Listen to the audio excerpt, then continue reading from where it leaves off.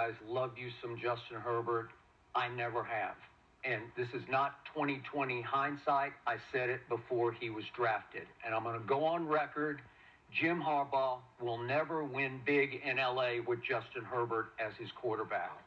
I hear you about the protection. I know about Rashawn Slater. I know about Joe Alt. And I know he got sacked 54 times, which was second by one, only to Geno and Cam Ward. I get all that. They didn't have Omarion Hampton last night, and they couldn't run the ball. I got it. But now I've watched 3 full playoff games with Justin Herbert, and he's exactly what I saw or didn't see at Oregon. I see the size. I see the nuclear arm. I got you on that. But I don't see the intangibles for playing the hardest position to play in sports. I don't see the command. I don't see the feel. I don't see the touch. I don't see the ability to make plays that have to be made at key moments in the biggest games. Did he get them? Yeah, he got them there. I got you. But now I watched him at Jacksonville going back to his first playoff game, and they lost the second half 24-3. And it wasn't all his fault. He just doesn't make the play to win the game. Intangibles are lacking. Leadership quality is lacking. And then I watched him, unfortunately, because I picked the Chargers because I love Jim Harbaugh, but I picked him to win at Houston last year, and as you know, he threw 4 picks and lost a fumble, so he had 5 turnovers, and they were just a 32-12 disaster in that game. And then last night was hard to watch because the Milton Williams sack, I mean, he just goes blind. I mean, he just froze and just stood there statuesque and just got rocked, man. And I'm like, man, you're going to get killed, like literally killed out there if you can't at least duck and cover. He just, just froze up, bam, took it right in the mouth. And I'm like, what are you doing? Like, he let Milton Williams, to your point, he got a running start, and hit a statue. Yeah. And my God. So look, here's what happened in the game. This is where your quarterback has to say, I got this. Because if you seize it by the throat, if you take that home and you go up 7-0, I think you got a shot in that game. But instead, first down, he looks, and then he scrambles.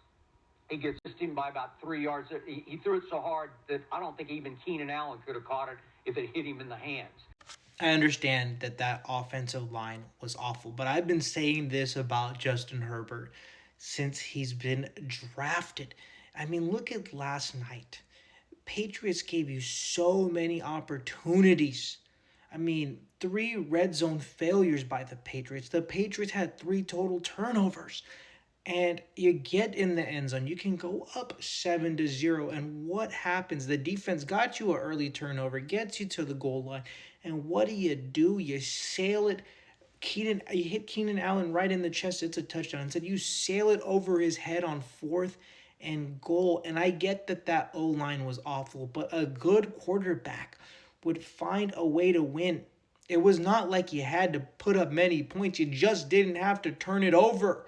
And for people saying, well, the O-line, what about the other years? What about in 3 playoffs, he has 2 total touchdowns? In 2 playoff games, if you look at this year and last year, he has a total of 4 interceptions and 3 fumbles. Like, it's crazy to me that there are Chargers fans that are going to defend this, because this is not going to win you a Super Bowl. You're going to waste a very good head coach's career in Jim Harbaugh. 3 total points when the other team gave you 3 turnovers. 3 of them. Justin Herbert has as many touchdowns as Juwan Jennings. The 49ers wide receiver is tied with him for 2 touchdowns. And Jennings came in more important situations in the Super Bowl, in a wild card game, being pressured, getting tackled. He got hit so hard, and after the play, that it was roughing the passer. And everyone wants to blame Greg Roman. Greg Roman has been there for the last 2 years, but what about the other years? What about them? And I'm not defending Greg Roman because we saw him with the San Francisco 49ers get them to the goal line after a Frank Gore run and make same boneheaded mistakes that he does in the goal line. A run to Michael James and 3 fades to Crabtree. Then the next year in the NFC Championship, again, fade to Crabtree. It's tipped and intercepted. So Richard Sherman gave his classic speech. But we've seen him also have Lamar Jackson playing at the MVP level. Yes, Greg Roman. But hey, let's take away all blame. And I get it, the O-line was trash. No team would have succeeded there. No team. But you would be disingenuous to say that they couldn't win a game. Even a good to elite quarterback, would they win you a Super Bowl with that O-line? No. But would they get you a win against the Patriots when they gave you 3 turnovers and all you had to do was not get them the ball and turning it over when your defense was actually playing a great? Yes, they would have.